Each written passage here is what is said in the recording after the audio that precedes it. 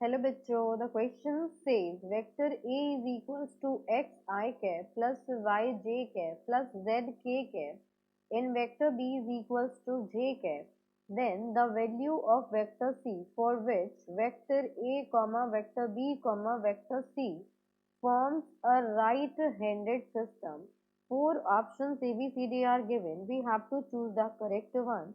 So, for solving this question, we are using key concept.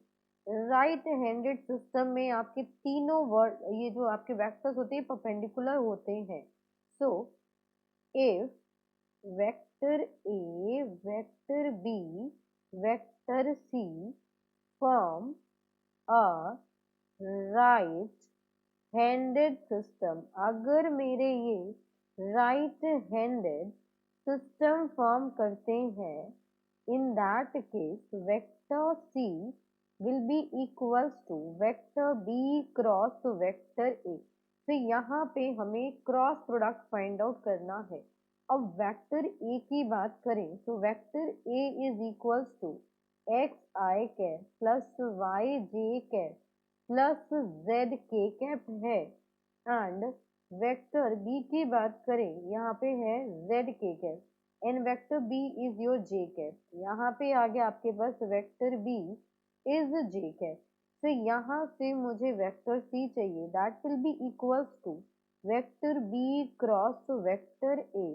so this is equals to I cap J cap के cap and यहाँ पे आ जाएगा आपके पास B में आपके पास आई cap का कोफिशिएंट 0 हो जाएगा, जे कैप का 1 है और के कैप का कोफिशिएंट 0.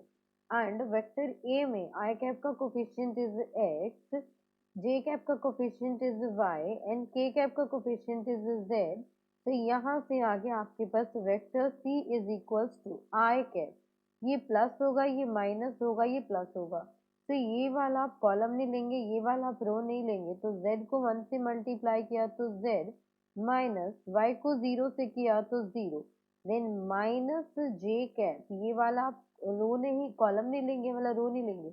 z को 0 से मल्टीप्लाई किया 0, x को 0 से मल्टीप्लाई किया तो 0.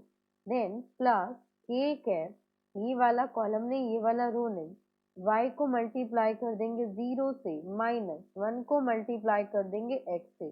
सो vector c is equals to ये हो जाएगा आपके पास जेड आई कैप एंड ये वाली टर्म तो आपकी 0 हो गई एंड यहाँ से आ गया आपके पास minus X K cap.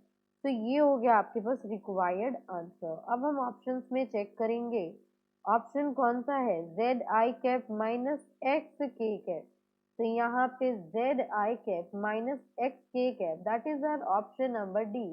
So for this question, option number D is our required answer. So hope you understood it very well. Thank you so much. Best of luck.